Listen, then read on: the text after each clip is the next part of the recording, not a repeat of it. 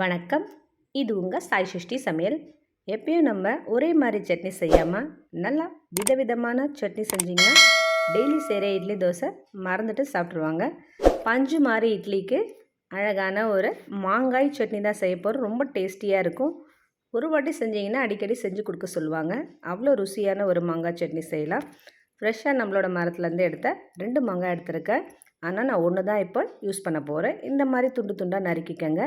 2 துண்டு இஞ்சி, 2 பச்சை மிளகாய், 4லேருந்து 5 சின்ன வெங்காயம், 3 பத்த தேங்காய் எடுத்து வச்சுருக்கேன். இப்போ கடாயில் 1 டீஸ்பூன் அளவுக்கு கடலெண்ணெய், சின்ன வெங்காயம் எடுத்து வச்சுருக்கோம், சேர்த்துக்கலாம். 2 பச்சை மிளகாயும் சேர்த்து நல்லா வதக்கி கொடுத்துக்கோங்க.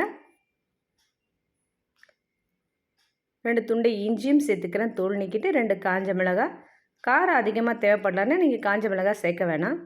மிளகாய் சேர்க்கறதுனால கொஞ்சம் சட்னியோட நிறம் லைட்டாக மாறி இருக்கும். மிளகாய் சேர்க்கல அப்படியே சேர்த்திங்கன்னா நல்லா க்ரீன் கலர்லேயே இருக்கும். உங்களுக்கு நல்லா வதக்கி எடுத்துக்கோங்க.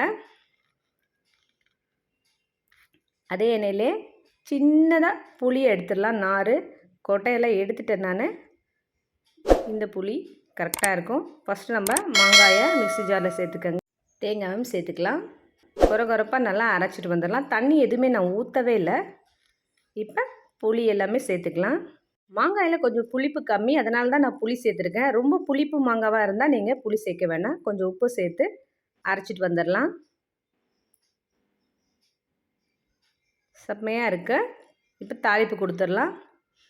அதே கடாயில் 2 டீஸ்பூன் அளவுக்கு நல்லெண்ணெய் சேர்த்துருக்கேன். 1/2 டீஸ்பூன் கடுகு, பெருங்காயம் கொஞ்சமாக சேர்த்துக்கலாம். 1/2 டீஸ்பூன் உளுத்தம்பருப்பு எடுத்துருக்கேன்.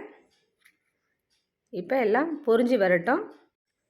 2 காய்ந்த மிளகாவை காம்பை நீக்கிட்டு சேர்த்துருக்கேன். 1 கொத்து கருவேப்பிலையும் சேர்த்துக்கலாம். தாளிப்பு நல்லா ரெடி ஆயிடுச்சு. நான் சட்னியில் தண்ணி எதுவும் நிறைய சேர்க்கல, கொஞ்சமாக தான் ஜாரில் இருக்க தண்ணி மட்டும் சேர்த்துருக்கேன். தாளிப்பை இப்போ சட்னியில் சேர்த்துக்கலாம்.